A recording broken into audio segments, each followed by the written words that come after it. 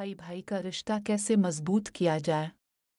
भाई भाई का रिश्ता दुनिया के खूबसूरत तरीन रिश्तों में से एक है। ये रिश्ता खून के ताल्लुक के साथ साथ मोहब्बत, एतमाद और कुर्बानी पर भी कायम होता है।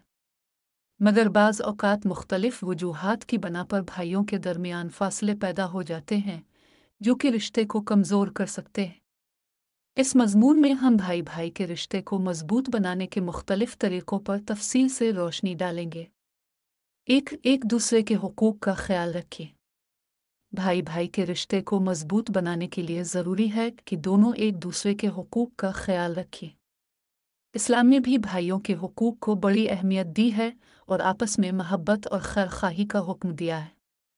अगर हर भाई दूसरे के जज्बात और ज़रूरियात को समझे तो रिश्ता मज़ीद मजबूत हो जाएगा।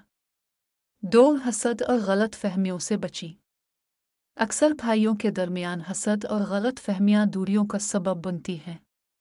अगर कोई भाई दूसरे से ज़्यादा कामयाब है तो उसे चाहिए कि तकब्बुर ना करे और जो कमज़ोर है वो हसद ना करे बल्कि खुश हो और इससे सीखने की कोशिश करे। अगर किसी बात पर गलत फहमी हो जाए तो फौरी तौर पर बातचीत के ज़रिए उसका अज़ाला करें। 3 वालिदैन की तरबियत और दुआएं। वालिदैन की जिम्मेदारी है कि वो बचपन से ही भाइयों के दरमियान मोहब्बत और ख़ुव्वत का जज्बा पैदा करें।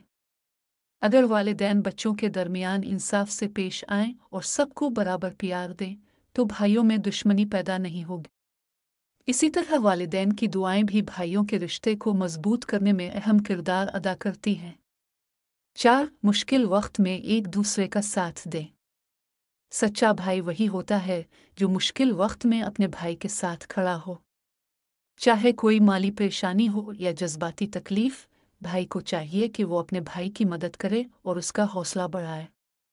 इस तरह एक दूसरे पर एतमाद बढ़ता है और रिश्ता मजबूत होता है। 5 एक दूसरे का एहतराम करें।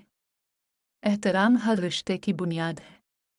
अगर भाई एक दूसरे की राय, जज्बात और ज़ाती मामलात का एहतराम करेंगे तो उनके दरमियान कभी इख्तिलाफात नहीं आएंगे।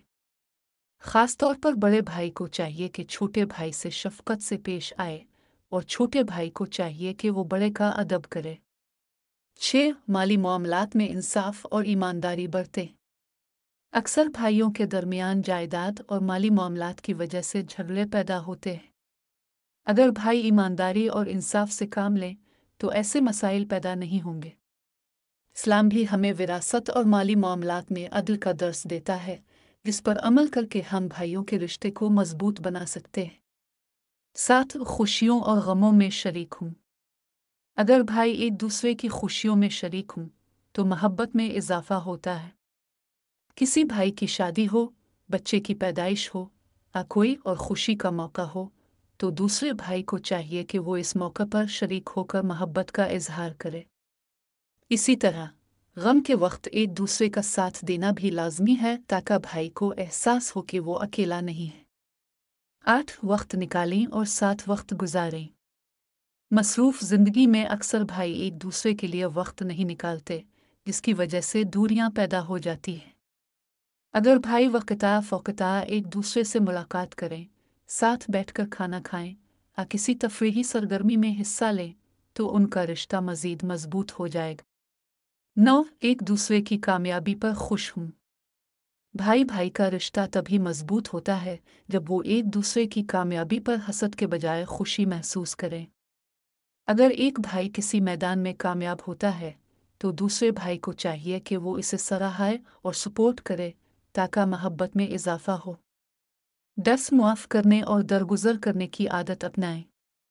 कोई भी इंसान कामिल नहीं होता, हर एक से गलतियां सरज़द हो सकती हैं।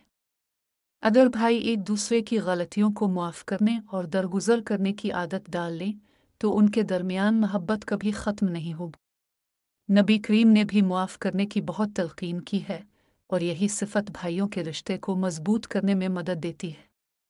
नतीजा, भाई भाई का रिश्ता अल्लाह की तरफ से एक खूबसूरत तोहफ़ा है।